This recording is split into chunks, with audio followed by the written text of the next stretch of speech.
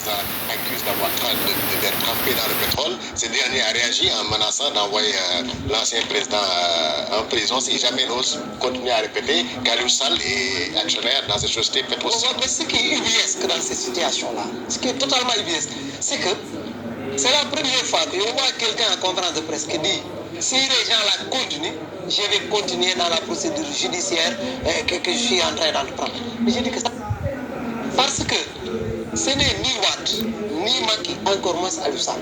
Mais nous sommes dans un monde et nous sommes dans une époque où il nous faut la bonne gestion, il nous faut la transparence, il nous faut l'équité et la justice sociale. Parce que les jeunes hommes qui volent ici un poulet risquent d'être traînés à bord tribord et incarcérés à Rebeuss. Mais aujourd'hui, on parle de milliards. Mais on dit qu'il faut arrêter. Sinon, je dis, mais non. Moi, je me dis qu'on n'a pas à arrêter parce que nous devons savoir l'argent n'appartient ni à Wade, encore moins à Macky et à son frère. C'est l'argent du contribuable sénégalais. Nous devons faire de telle sorte que la vérité puisse éclater. Et là, docteur, je voudrais vous dire une chose. Moi, tout à l'heure, j'ai dit que quelque part, vous devez faire très attention. Parce que quand vous dites que Wade a pris un certain nombre de dirigeants qui étaient au niveau du Parti Socialiste pour les investir. Mais moi, je dis que c'est la première fois parce que dans l'histoire du Sénégal, que l'ARMP épingle des gens à travers des QR, des clés ISB qui coûtent 40 et quelques mille francs. On vit aussi de tout le monde. On leur dessert au lieu, on les accueille à grand renfort au niveau des prairies marron. Et vous pensez que ça, ce n'est pas une sorte de violence? Moi, je pense que la violence dont vous parlez, ça commence d'abord par la violence verbale, ça commence par la violence gestuelle, ça commence par la violence comportementale. Parce que le jeune qui est ici à Derklé, l'autre qui est quelque part à Corentas, qui pense au moins avoir 100 francs pour se payer le buzz, ou bien 150 francs pour avoir un sachet de l'écran. Lui ne peut pas rester ad vitam aeternam à croire à ce que vous venez de dire, ce que l'on appelle la croissance. La croissance ne se mange pas.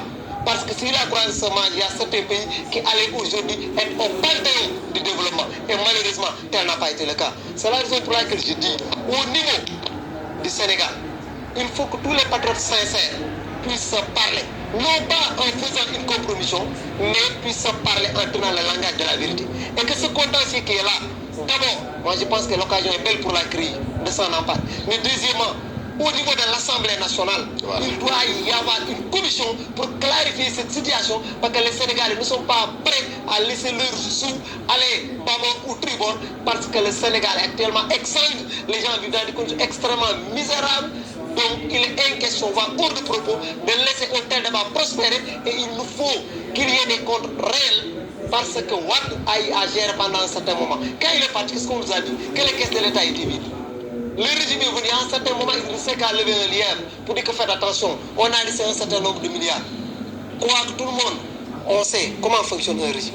Et moi, ce qui me fait mal, ce qui m'attriste, ce n'est pas parce que je défends la cause de Wade. Non, non, non. Moi, je suis du côté du peuple. Je suis du côté des opprimés.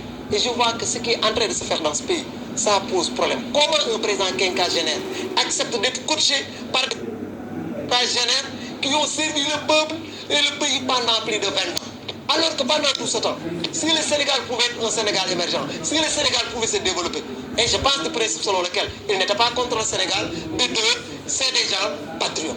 Mais qu'est-ce qui se passe? C'est pas que c'est des gens qui n'avaient pas et qui n'ont pas l'opportunité, les compétences réelles et requises pour que le Sénégal puisse exactement être développé. C'est la raison pour laquelle je dis, par rapport à la situation actuelle, tout ce qui pourrait régler la situation, c'est qu'il y ait un dialogue réel, c'est qu'il y ait une confrontation, non sur le terrain, mais une confrontation des idées et qu'effectivement cela puisse être terminé au niveau des tribunaux afin que la vérité puisse jaillir. Très bien. Docteur Kane, hier, dans cette affaire d'accusation sur le pétrole, hier, on a entendu le frère du président Aliou Sall tenir une conférence de presse pour menacer d'envoyer l'ancien président Abdoulaye Wade en prison si jamais il réitérait ou maintenait ses propos.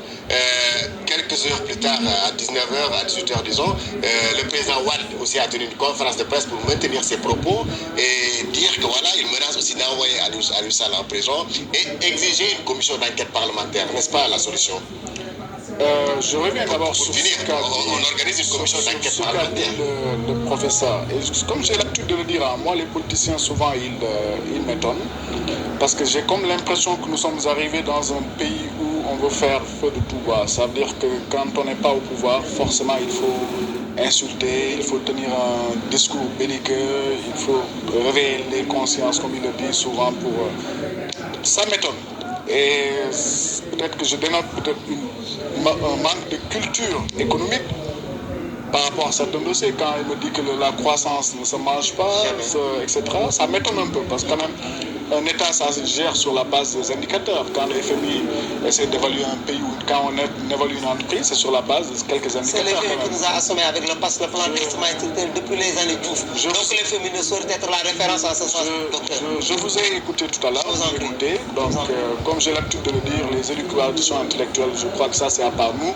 Aujourd'hui, quand on veut diriger ce pays-là, il faut venir avec des solutions. Les paroles, c'est bien beau. Les discours philosophiques, c'est bien beau. Malheureusement, c'est ce que vous nous disiez, on ne l'a pas constaté sur le terrain.